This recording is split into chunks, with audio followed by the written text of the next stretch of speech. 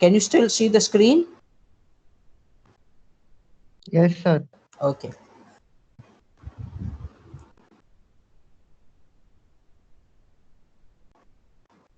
fine. So here the set of moving images are interconnected because they have to produce a narrative.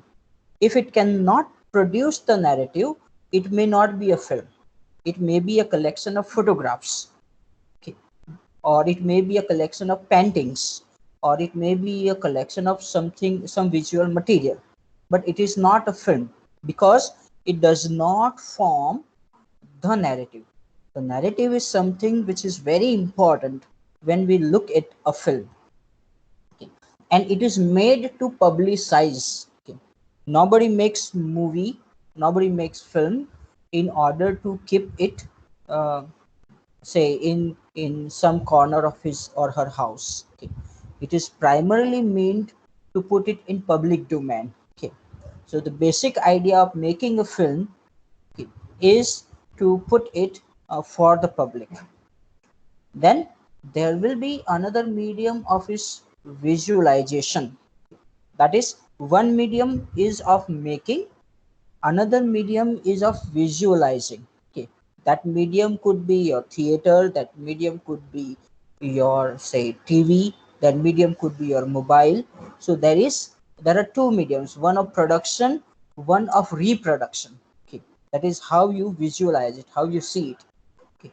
So that is also an important aspect, that if there is no medium of visualizing it, then the movie is not there, because there is no value to it because you cannot see it. Now, recorded also implies a particular point of view of representation. The moment we say that a story or event recorded, then that means recorded from a particular point of view, from the point of view of uh, the person who is recording, and that means there is only one perspective. So it has to be prejudiced, it has to be biased. Okay. It cannot be encompassing all the point of views, it cannot be neutral. Okay. So recorded is a very important term.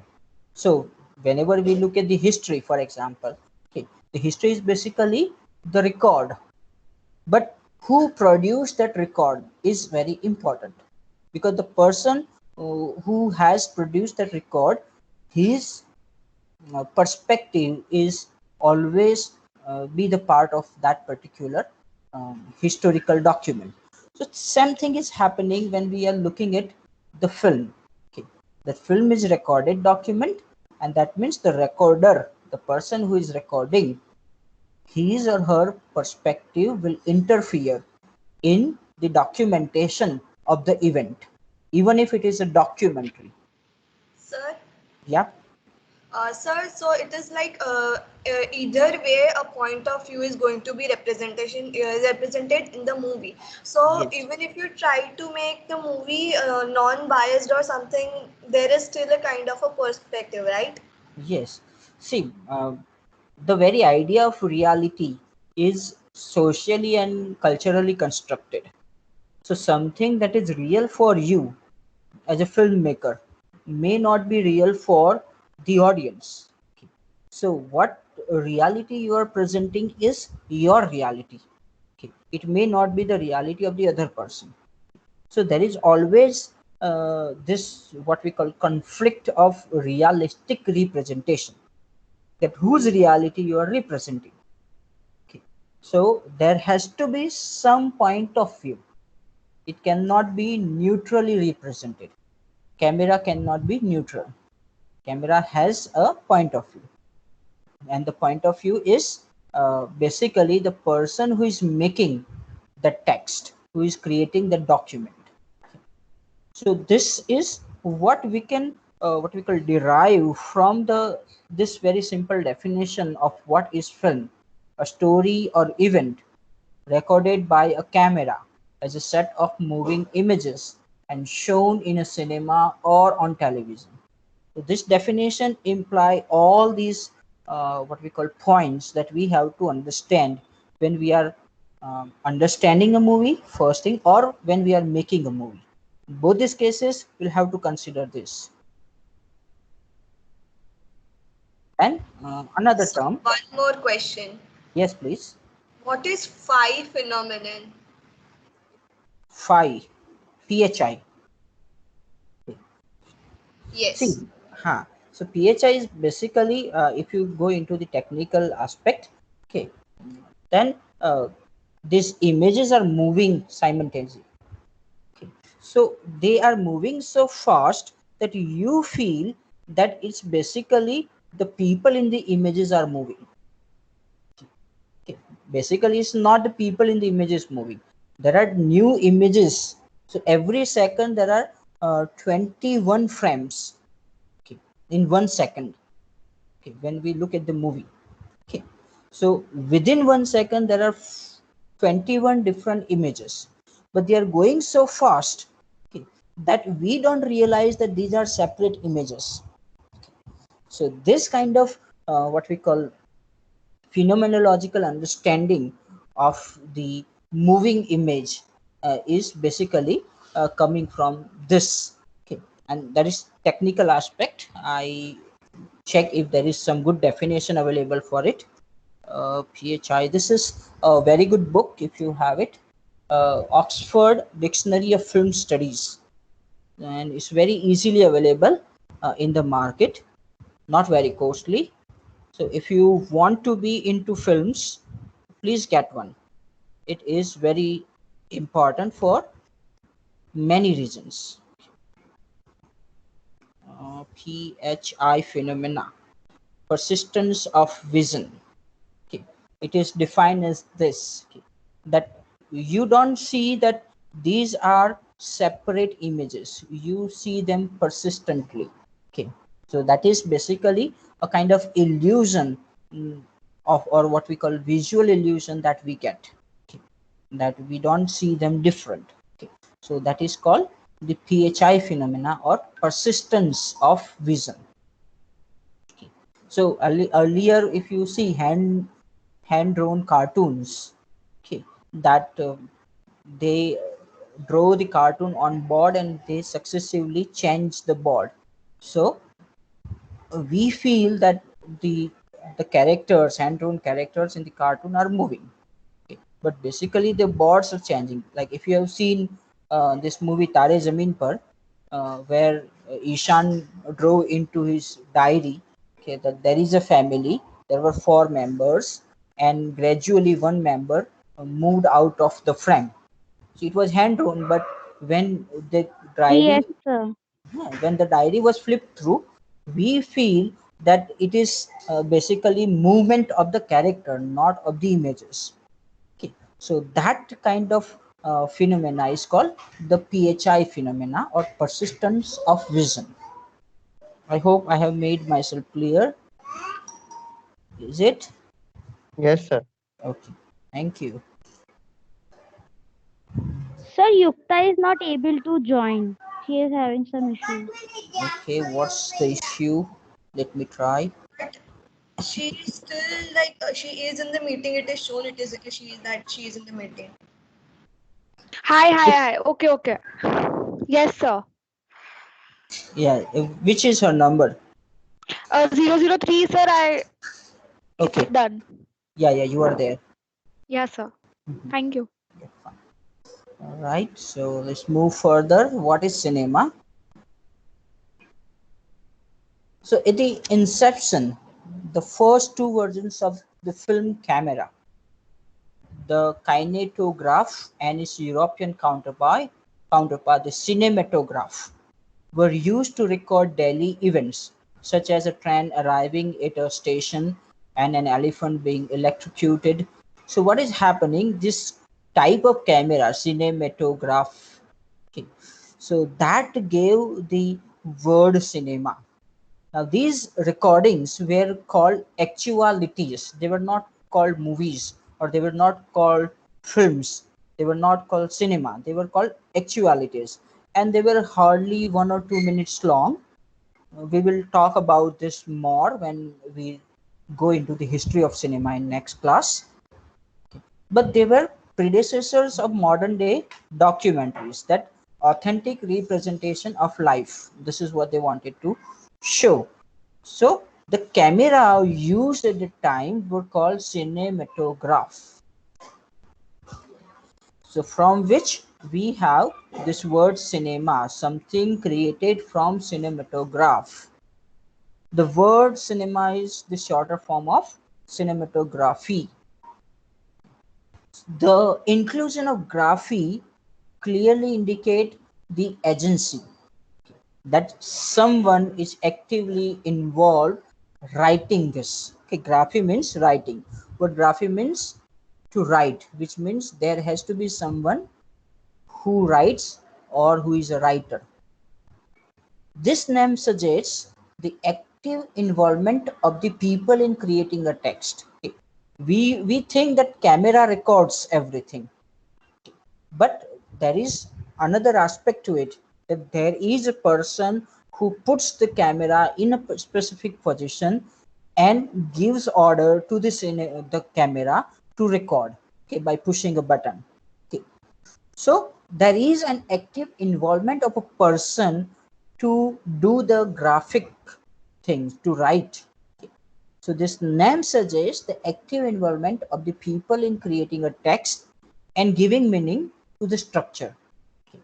That once the text is created, then the person who is making the text, he will also give the title. Okay. So the title will also change certain meaning of the text of the cinema. हाँ बेटा, the very good. हाँ, yeah. The word cinema also implies the film industry. This is the second connotation of the word cinema. Okay. That later stage, this actuality is turned into an industry, and there were studios who started doing it. Okay. Even the first what we call public uh, screening of the movies, okay, by Lumiere brothers. Even before them, there were people who did it, but Lumiere brothers became famous. Okay. So that was again the combination of 10 different short actualities. Okay. So there was an actual industry working to get maximum out of it. Okay.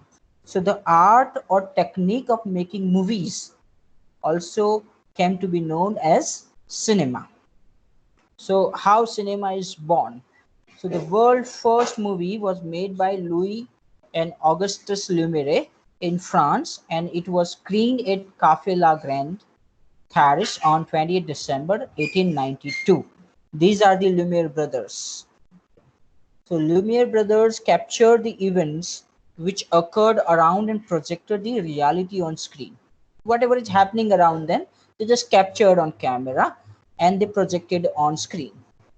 They developed an equipment which was built on the principles of still photography, but could not capture moving images. It was called cinematograph. So they have developed a cinematograph from the device which was used for the still photography. And his film's names, his actuality's names were Arrival of Train in a Station, A Naughty Boy with a Gardener, and Workers Coming Out of a Factory are some of the noted works and earlier movies made by Lumiere brothers. And most of them are available online on YouTube. So you can check what they actually did. They were not cinema as such, they were not films as such. Okay. They were small scenes of everyday events. Okay. They did not create Yes, any sir. narrative. Yes. We actually watched that movie, Yeah. Kingdom Which one? that Arrival of the Train The Yeah. train and one. Yeah, Uh, Arrival of Train in Arrival a of the Station. Train and a worker coming out of the factory. Yes, out of the factory. So they're very famous, Yes, and they were hardly 2 minutes long, yes, yes. right? So that was the beginning. That changed the way of looking at the images. Okay. And people realized that this is a medium through which you can do a lot of things. Now this was presented in 1892. In another sources, they say that it is presented in 1895. Okay, so we are not sure which is the correct one. So cinema as a seventh art, we discussed about this, but our concept of art was wrong at that time, and how it all started. So this fellow, he looks like the hero of uh, that Quentin Tarantino's movie. Okay, what was his name? Uh, so his name is Rishioto Kanudo. He wrote The Birth of the Sixth Art, in which he argues that cinema was the sixth art. But later he included dance as the sixth art form, and cinema becomes the seventh art. So the six art forms are architecture. On that day, I think what's her name? Muskan told that architecture. Muskan. Yeah, Muskan Khushbu, told. Khushbu. Who is Khushbu? There is no Khushbu in your I don't class. know. Okay. No one. Yeah.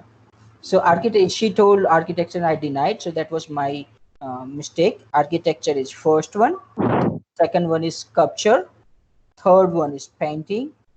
Fourth is music. Fifth is poetry. And sixth is dance. They did not include theater as an art, because theater was also a combination of all most of these things.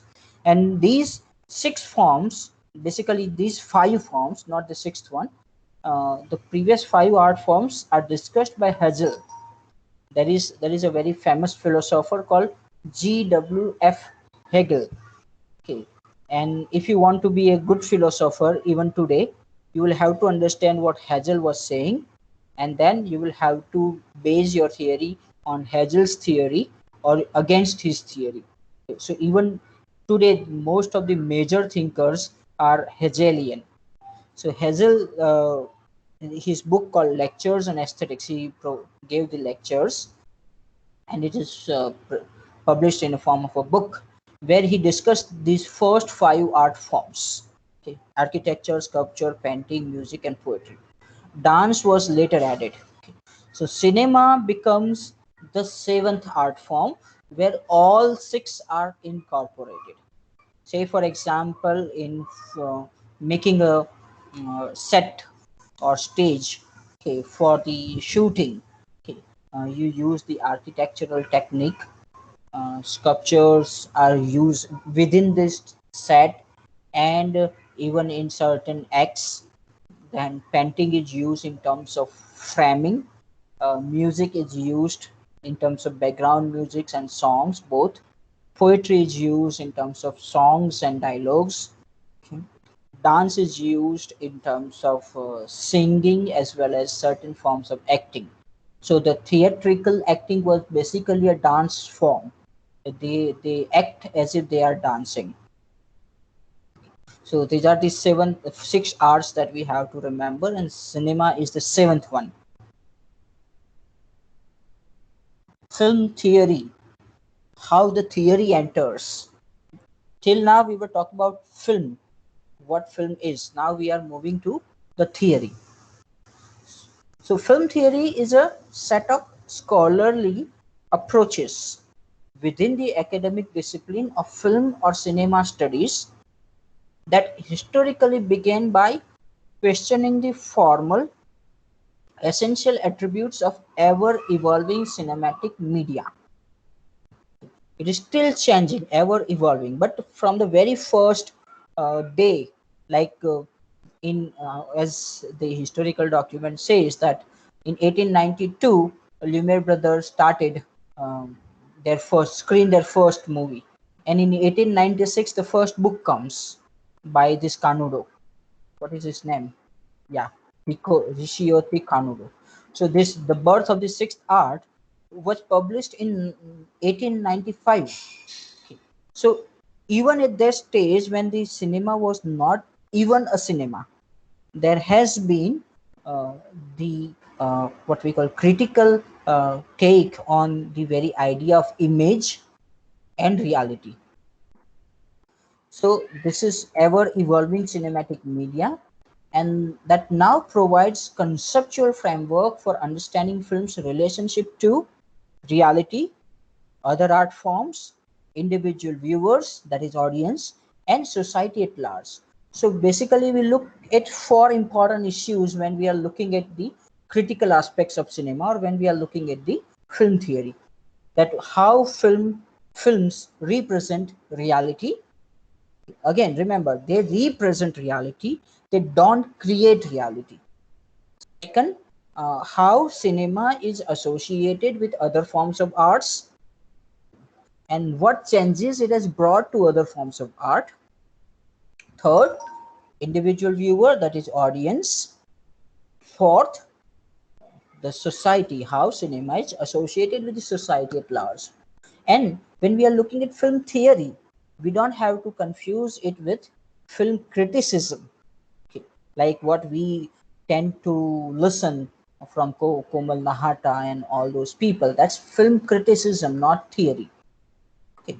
Or KRK talks about movies in his what we call videos, that's criticism, it's not theory. Okay. And film history, that how cinema evolved into this form of art. We will look at certain aspects of cinematic history in next class, but history is not directly related with film theory. Yes, we need to understand history in order to understand certain aspects of the theory, but film history or historiography is not same as the film theory. Okay, like today I was reading one article by uh, on Dharam Singh, Veerchand Dharam Singh. He is one of the most important historiographer of Indian cinema. So the time from 1895 till 1930, whatever movies were made, he studied that what kind of movies are made, what kind of movies are available, what are the evidences are available. And it is said across the world, not just in India, that whatever movies, silent movies, actualities were made in that time by industries and studios, only 11% of them are available now. The rest of them are destroyed or lost. Okay. So it is very difficult to develop the history of films also. Okay. But there has to be certain historical development, but that history is not directly related with the theory. So the origin of history, this theory says that film is indeed art and not reproduction of reality. This is one interesting thing, that if you see art, then whether art is not a reality, or if it is art then it cannot be reality, how can you talk about it? Okay, so this is something that we have to look at theoretically. Unlike realist theorist, there is a formalist film theorist believe that the art of cinema is possible precisely because a movie is unlike everyday life. Okay. So they also are against the idea of reproduction of reality. Okay. That there are certain things possible, the other things are not possible, and that's why there is certain level of formalism and certain forms of rules that we'll have to understand. So there are three major Sir, overlapping can you areas. explain this point again? Okay, formalist film theorists believe that the art of cinema is possible precisely because movies unlike everyday life. In everyday life, you cannot jump across the time, you cannot jump across the space. In theory, it is called chronotop. Okay, chronos is related with the time, top is related with the space. So you can form a narrative by jumping across the time and space and presenting the image in a particular way. In real life, that is not possible. Okay.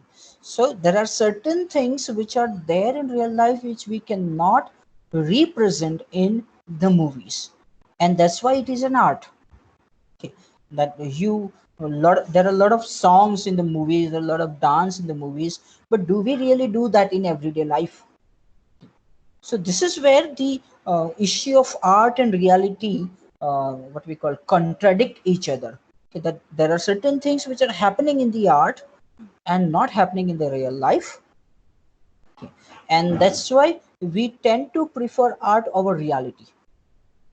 So that's why there is something called realist cinema, where you don't find lot of music, lot of dance, okay, and they tend to present a kind of documentary style, okay, but still it is a representation. In real life, you can look at the event from multiple perspectives, which is not possible in the cinema, because only one perspective is presented to you. I hope I have made myself clear. Is it Yes, making sir. sense? Okay. Yes. I have sent you the material. I have sent the book called Film Theory and Introduction by Robert Stam, Hmm. and he discusses these things in the initial chapters. He has given the titles of the chapters. So when we are looking at the theory, there are three core areas which affect the film theory. The first is linguistics. So linguistics is the science of language, a science that studies language. So from the beginning of cinema, there has been discussion about uh, what could be the language of the cinema, and there is a lot of people who are involved in developing the what we call a kind of schema of language of the cinema. Even the this formalist theories, many of them were linguists. Okay. Roman Jakobson is one of the most important name there. Trubetskoy was there. Even Christian Metz was linguist, that is, he was trained in semiotics. Okay. Second aspect is literary theory. They talk about formalism. Formalism is basically a literary theory. You talk about structuralism, you talk about modernism, you talk about postmodernism, you talk about deconstruction, you talk about psychoanalysis, you talk about feminism, you talk about colonialism and post-colonialism, you talk about new historicism. So all these theories, even narratology, all these theories have some contribution in the what we call developing a film theory. Okay, and there is constant interchange across the disciplines to develop one good literary theory to understand the text better. And then there is a philosophy of film.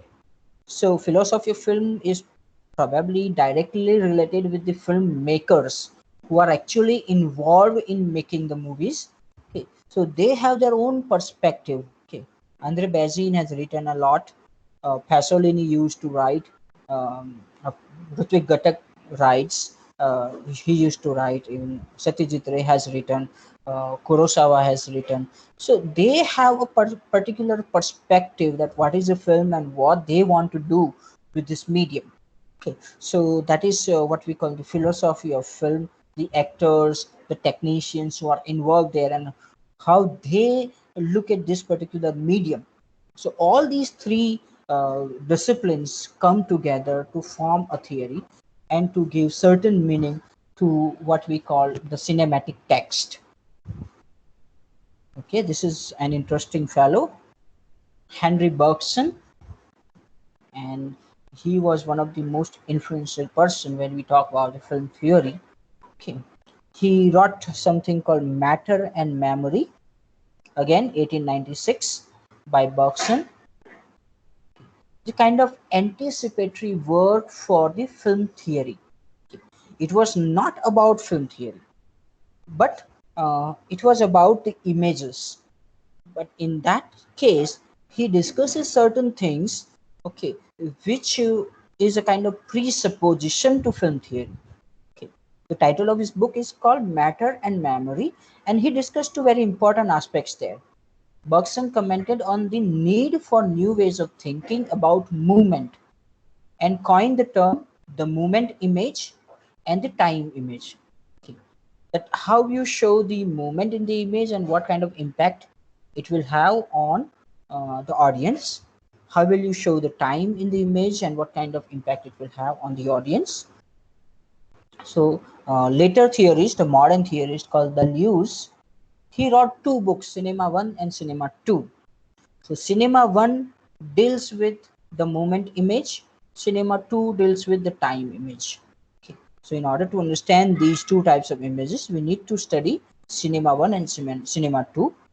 And Deleuze is one of the most important modern thinkers, modern theorists on films. So early film theory came in the silent era and was mostly concerned with crucial elements of the medium, that how medium uh, is seen by the people, by the makers. The first one, how the film is different from reality. This is the most crucial point. Second one, how it might be considered a valid form of art, okay, whether it is an art or not. We have already said that it is a seventh art, but then there is the economic aspect involved, there is business involved. So whether you will call it an art, like there is a lot of discussion going on even today, that whether we will consider commercial cinema as an art form, because we also have a category of art films. So we say that only those art films are art, the other films are the commercial cinema. So which on what basis we will decide that cinema is an art or cinema is not an art? Okay. So these are the major concerns of early theories. And post World War II, Andre Bazin reacted to these approaches, arguing that film's essence lay in its ability to mechanically reproduce reality. Mechanically also means by using the machines, not in its difference from reality.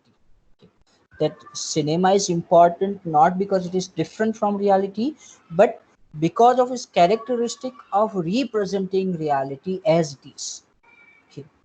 Okay. So this is one of the most important argument of Andre Bazin.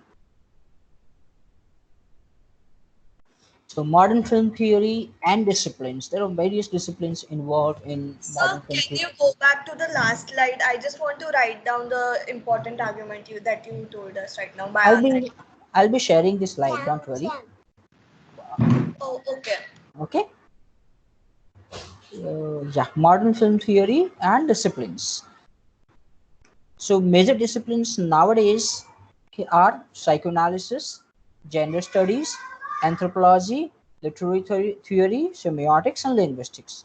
Psychoanalysis, as you know, it looks at or it studies the say aspects of unconscious majorly uh, when we look at the text. Gender studies about the masculine and feminine, so how they are represented, what is their social roles, how they are represented in the society.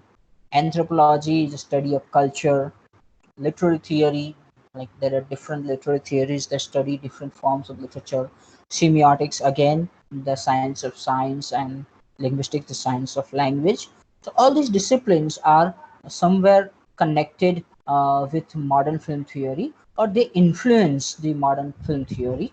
So there is psychoanalytic film theory, where Lacanian film theories are used, okay, or that feminist film theory is there. So, dominant school of auteur theory was also challenged at the later stage. It was very dominant till somewhere in 1960s. Okay. So, American scholar David Bordwell has spoken against many prominent developments in film theory since the 1970s, and he is very much active. He uses the term derogatorily slab theory. Okay. So slab is Saussure, Lacan, Althusser, and Barthes. So you are taking the theories of these four theorists and you try to apply on films. So David Bordwell didn't like it. He used it derogatorily, and he advocated neoformalism. Oh, I've written the wrong spelling. Neoformalism in the film theory. This is David Bordwell, and he writes very good books with his wife, Kristen Thompson. So Slavoj Zizek, based on Lacanian theory, introduced the notion of the real and offered new aspects of the gaze, because everyone was talking about the symbolic aspects when they were talking about the film. So Zizek come forward with the idea of real in the cinema, and he also talked about the gaze, the male gaze and the female gaze. So till now we used to talk about the male gaze, but then the psychoanalyst and painter Bracha Ettinger revolutionized the feminist film theory by the introduction of the concept of the matrixial gaze, which establishes the feminist gaze. All the other theories before Bracha Ettinger, they were all talking about the masculine gaze or male gaze, while this particular gaze, matrixial gaze, argues for the feminist gaze. This is Slavoj Zizek, okay, and you can find plenty of his books and lectures online, uh, and he has written a lot on movies. So that's all I wanted to talk. If you have any questions, we are free to discuss. I'll be sharing the slide. Uh, I'll stop sharing now. Yep. So yeah, I wait for your questions. We have around 15 minutes for questions. Yes, there is a hand. Mhm. Yes, please unmute yourself and you ask question.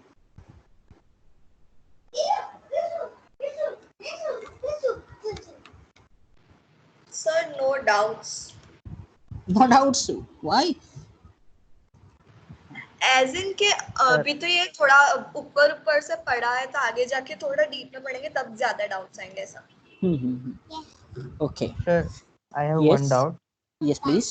that is film are inspired by reality or it showcase the reality. There is a confusion between what are inspired. See, inspiration. What do we mean by inspiration? First question. That how do you look at the idea of inspiration? Like literature, for example, all forms of literature, it is said that literature is the reflection of the society. That whatever is happening in the society, it will be incorporated in the literature. And if those things are incorporated in the literature, then and only then we will be able to understand the literature.